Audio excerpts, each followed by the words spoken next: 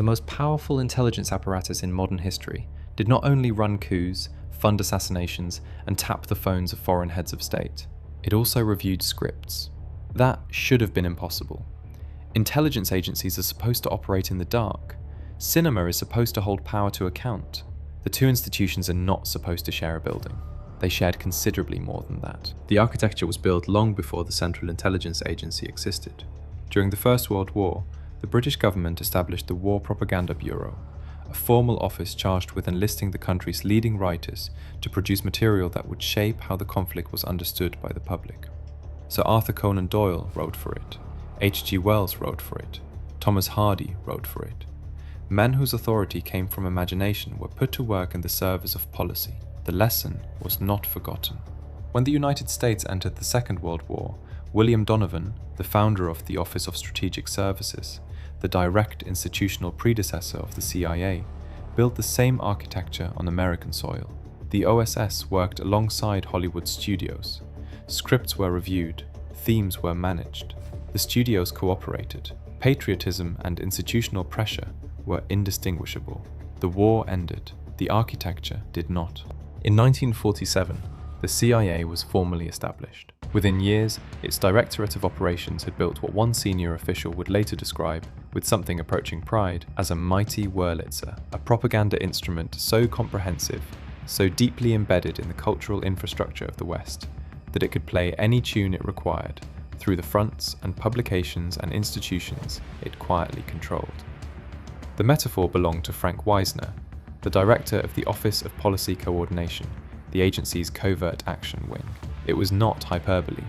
The Congress for Cultural Freedom, funded by the CIA, supported more than 20 magazines simultaneously at its height. The agency paid for the publication and translation of over 1,000 books. It funded the Encounter magazine, without its editors knowing the source of the money. It funded the Paris Review, co-founded by Peter Matteson, who was himself a CIA operative. It funded Jackson Pollock. It funded Mark Rothko. Two of the most celebrated artists of the 20th century were, without their knowledge, instruments of American foreign policy. The Wurlitzer did not distinguish between canvas and celluloid. Both were screens.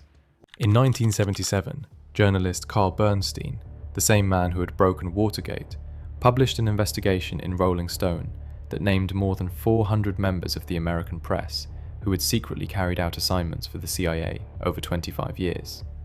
Major newspapers, television networks, wire services, but the press was only one instrument in the Wurlitzer. The question no one had yet fully answered was what the other instruments were doing. In the mid-1990s, the CIA made a decision that institutionalized what had previously been informal. It established the Entertainment Industry Liaison Office, a dedicated body with dedicated staff and a dedicated mandate. The first man appointed to run it was Chase Brandon, a former operations officer who had spent 25 years running intelligence operations across multiple continents, undercover, in hostile territory. He now drove to Los Angeles to read scripts. The appointment was not a demotion. It was a recognition of something the agency had understood since the Wurlitzer years, that cinema reached audiences that no classified briefing, no political speech, and no intelligence report could access, and that those audiences formed their understanding of what intelligence agencies were, what they did, and whether they were necessary, largely from what they watched in darkened rooms. The mechanism was not coercive. It did not need to be. Studios came to the CIA and the Department of Defense voluntarily, because cooperation meant access. Access to military hardware, to active personnel, to classified locations and institutional knowledge that no private production budget could replicate. Access that made films feel authentic, and that made them significantly cheaper to produce. In exchange, the agencies received script review. The standard, as documented by researchers Matthew Alford and Tom Secker, following analysis of over 10,000 pages of FOIA-released documents, was explicit. Productions that sought cooperation were expected to present the agency as, in the language used by one internal assessment, at least half accurate, if not cloyingly positive. Productions that declined to meet that standard lost access. And without access, certain films could not be made. Top Gun was made with full United States Navy cooperation, F-14S aircraft carriers active personnel in exchange for script approval. Navy recruitment rose 500% in the months that followed. Iron Man was made with Department of Defense cooperation, its portrayal of military contracting revised at the Pentagon's request before a single frame was shot. Alias, the television series positioning the CIA as a morally serious, technically supreme institution, was developed in direct consultation with Chase Brandon, who served as its on-set technical advisor throughout production. The cumulative result, across the breadth of what Alford and Secker documented, was influence over more than 800 films and 1,000 television shows. Not incidentally, systematically. In 1947, the FBI had already developed its own version of the same logic. J. Edgar Hoover, who monitored the film industry continuously from 1944 to 1954, commissioned Ayn Rand to write a document called Screen Guide for Americans, a framework for identifying ideological threats in cinematic content. Hoover's office had flagged The Best Years of Our Lives, one of the most celebrated American films of the era, as communist adjacent. It had flagged All My Sons, the 1948 adaptation of Arthur Miller's play, as, in the Bureau's own words, an indictment of money-making. The Bureau did not see the irony. It saw a problem that required management. But the productions that concerned the agencies most were not the ones that showed too little. They were the ones that appeared to show too much. The films positioned as exposés, as insider accounts, as the truth that official Washington had tried to suppress. Because those were the films the agencies had worked hardest to shape. After 2001, the system entered a new phase. The wars that followed created an immediate and specific need. Not merely for public support, but for a framework of feeling within which those wars could be understood. Competence, necessity, moral clarity. The intelligence community needed audiences to understand its operations not as chaotic, expensive, and often legally ambiguous exercises in power, but as precise, necessary, and just. Hollywood was the most efficient mechanism for constructing that framework. In 2012, 2 films about the War on Terror were released within months of each other. Both won major awards. Both were received as authentic accounts of events that had genuinely happened. Both had been developed in direct cooperation with the CIA. Zero Dark 30, directed by Catherine Bigelow and written by Mark Boal, was positioned as the definitive account of the hunt for Osama bin Laden. It was reviewed not merely as drama but as document. Classified materials that had not been disclosed to congressional oversight committees, were made available to the production.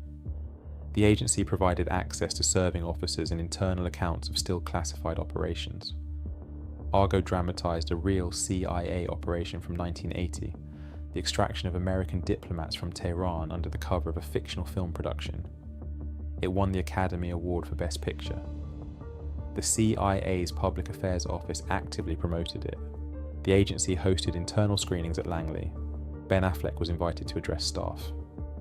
The line between historical record and institutional messaging had not blurred. It had been deliberately removed. The practice did not end with the prestige drama cycle of the 2000s. In 2022, Interceptor, a Netflix action film, was made with active Defense Department cooperation. The entertainment industry liaison office continued to operate. Scripts continued to be submitted. Notes continued to be returned. What had begun as wartime improvisation had become standard industrial procedure. Scripts were submitted. Characters were adjusted. Dialogue was rewritten. Operations were reframed. Endings were changed. Conclusions were removed, not by critics, not by studios, by the agencies the films depicted.